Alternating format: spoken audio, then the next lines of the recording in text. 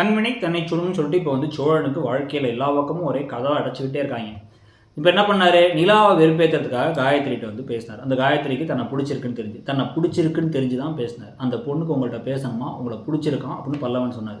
ஏதோ ஒன்றுமே தெரியாத மாதிரி நீ சின்ன பொண்ணுன்னு நினச்சேன் அப்படிங்கிறதெல்லாம் வந்து சப்பக்கட்டு. இந்த கதாபாத்திரம் ஆரம்பத்திலிருந்தே ரொம்ப மோசமாக தான் பல நேரங்களில் பிஹேவ் பண்ணிட்டு வந்திருக்கு. செல்ஃபிஷாக நடந்துகிட்டு இருக்கு. நல்லது நினைக்கிறாங்கிற பேரில் கெடுதலான விஷயங்களை செஞ்சுக்கிட்டு இருப்பார். அதே சமயத்தில் தேவையில்லாத வேலைகளை செய்வார். நம்ம சொல்லும் பொழுது எல்லாமே வந்து இல்லை பாவங்க அப்படிங்கிற மாதிரி எல்லாரும் யோசிச்சுட்டு இருந்தாலும் இன்றைக்கெலாம் வந்து பார்த்திங்க அப்படின்னா சோழனுடைய கதாபாத்திரம் எனக்கு ஒன்றுமே தெரியாது, நான் அப்பாவி என்ன தப்பாக நினச்சிட்டு இருக்கேன், நான் என்ன உன்ட்ட எப்போ சொன்னேன் அப்படின்னா வந்து கேட்கறலாம் கொஞ்சம் கூட வந்து உண்மை கிடையாது. டெய்லி பேசிஸில் வருவீங்களாம், வந்தது வந்து உங்களுக்கு கல்யாணமானதை மறப்பீங்களாமா. சரி உங்களுக்கு கல்யாணம் ஆகிடுச்சு உங்களுக்கு தெரியல, நிலாவுக்கு அது உண்மையான கல்யாணமாக இருக்க தேவையில்லை, உங்களுக்கு தெரியல. நிலாவை வெறுப்பேற்றுறதுக்காக ஒரு நாள் வரலாம். டெய்லி கண்ணாடியை மாட்டு வந்து அந்த பொண்ணோட மனசு ஆசையை வளர்க்கணும்னு கூட தெரியாத அளவுக்கு தற்குறியா நீங்கள் அப்படிங்கிற ஒரு கேள்வி இருக்குது. ஸோ இன்னொரு பக்கம் வந்து பார்த்திங்க அப்படின்னா வந்து யாராவது அந்த பொண்ணு பர்த்டே பார்ட்டி நடந்துக்கும் போது கிளம்பி வந்துட்டு அப்படியே ஃபோனெல்லாம் ஆஃப் பண்ணிட்டு இருந்தால் ஒன்று அந்த பொண்ணு மறந்துடுமா. அந்த பொண்ணு இப்போ என்ன சொல்லுது அப்படின்னா, நான் திருவண்ணாமலை தான் என் ஊர், அங்கே அப்பா அம்மா இருக்காங்க. திருவண்ணாமலையில் இவங்க அப்பா அம்மா யாராக இருக்க போகிறாங்களோ ஒரு ட்விஸ்டே இருக்க போகுதுன்னு நினைக்கிறேன். ஏன்னா இந்த பொண்ணு திருவண்ணாமலை தான் நிலா.